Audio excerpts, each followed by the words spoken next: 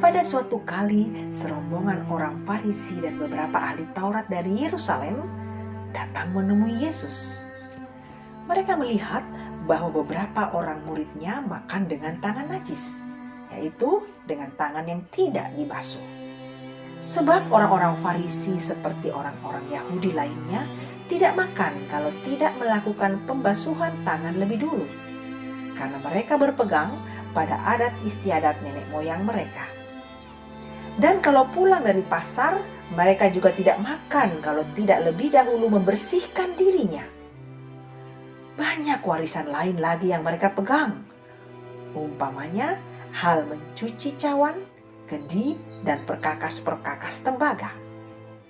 Karena itu, orang-orang Farisi dan ahli-ahli Taurat itu bertanya kepadanya, "Mengapa murid-muridmu tidak hidup menurut adat istiadat nenek moyang kita, tetapi makan dengan tangan najis?"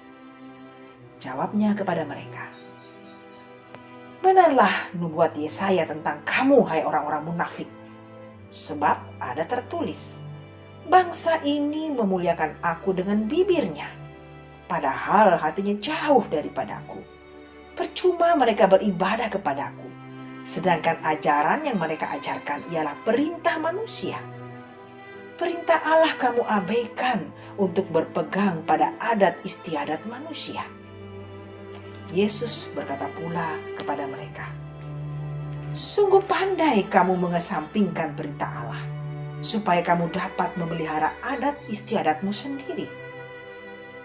Karena Musa telah berkata, hormatilah ayahmu dan ibumu, dan siapa yang mengutuki ayahnya atau ibunya harus mati. Tetapi kamu berkata, kalau seorang berkata kepada bapaknya atau ibunya, apa yang ada padaku yang dapat digunakan untuk pemeliharaanmu, sudah digunakan untuk korban, yaitu persembahan kepada Allah.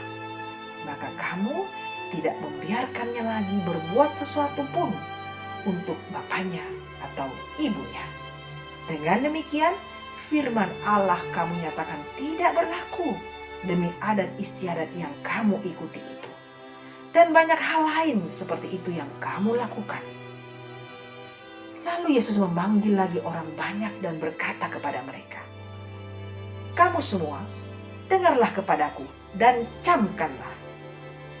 Apapun dari luar yang masuk ke dalam seseorang tidak dapat menajiskannya. Tetapi apa yang keluar dari seseorang, itulah yang menajiskannya. Barang siapa bertelinga untuk mendengar, hendaklah ia mendengar." Sesudah ia masuk ke sebuah rumah untuk menyingkir dari orang banyak, murid-muridnya bertanya kepadanya tentang arti perumpamaan itu. Maka jawabnya, "Apakah kamu juga tidak dapat memahaminya? Tidak tahukah kamu bahwa segala sesuatu dari luar yang masuk ke dalam seseorang tidak dapat menajiskannya? Karena bukan masuk ke dalam hati, tetapi ke dalam perutnya, lalu dibuang di jamban. Dengan demikian, ia menyatakan semua makanan halal." Katanya lagi, "Apa yang keluar dari seseorang, itulah yang menajiskannya. Sebab dari dalam, dari hati orang, timbullah segala pikiran jahat, percabulan, pencurian, pembunuhan, perzinahan, keserakahan, kejahatan, kelicikan, hawa nafsu, iri hati, hujat, kesombongan, kebebalan. Semua hal-hal jahat ini timbul dari dalam dan menajiskan orang."